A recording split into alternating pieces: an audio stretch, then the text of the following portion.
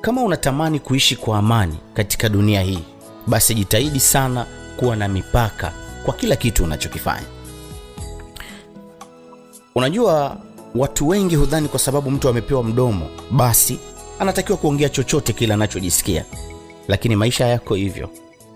Na si kwa sababu una mikono, basi ushike chochote kilicho mbele yako.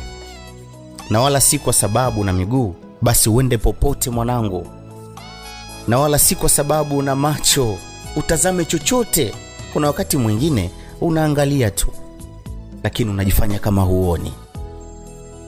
Na hata kama una mdomo, si lazima kila kitu kiingie mdomoni kwako. Lazima ujiwekee mipaka. Ndio maana utaona hata barabarani, gari unanunua wewe mwenyewe kwa fedha zako. Tena kuna watu wananunua gari kwa mamilioni ya fedha. Lakini bado ukiingia barabarani, mpaka ule wa mstari ulioko katikati baina ya barabara na barabara ni lazima uufate. Na ukiukosea tu, ile gari yako ambayo umenunua kwa gharama kubwa inaweza ikakamatwa na kwenda kuhifadhiwa, kwa sababu wewe tu umeshindwa kufata miko na desturi na mipaka ya barabara.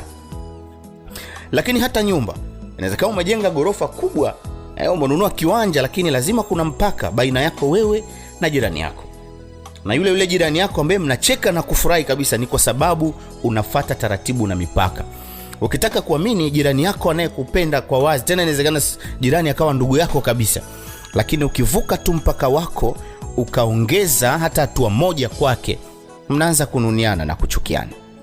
Hii inaonyesha wazi kwamba kila mwanadamu anatakiwa kuishi kwa mipaka yake. Mwanangu, si kila kitu unachokitazama lazima ukione, na lazima uonyeshe watu kuwa umeona. Na si kila kitu unachokifikiria lazima ukizungumze. Kuna wakati mwingine una miguu, lakini si lazima uende kila mahali kwa sababu una miguu. Na si kila kitu cha kuweka moyoni. Kuna vingine vinakuja tu mbele, then unaviacha kama vilivyo. Na si kila historia ni ya kuhifadhi ndani ya moyo wako.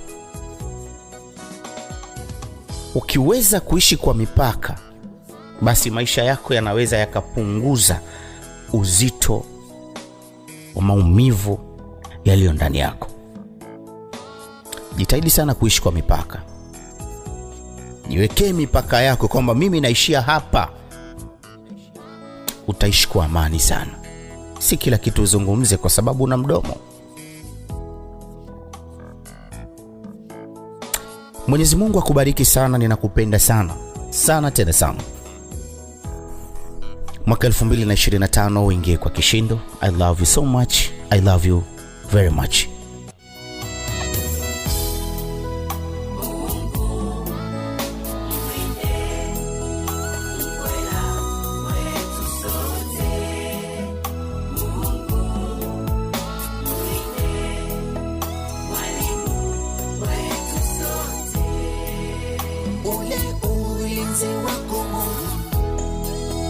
Naomba umzingire, mara paro twamwitaji sana sana.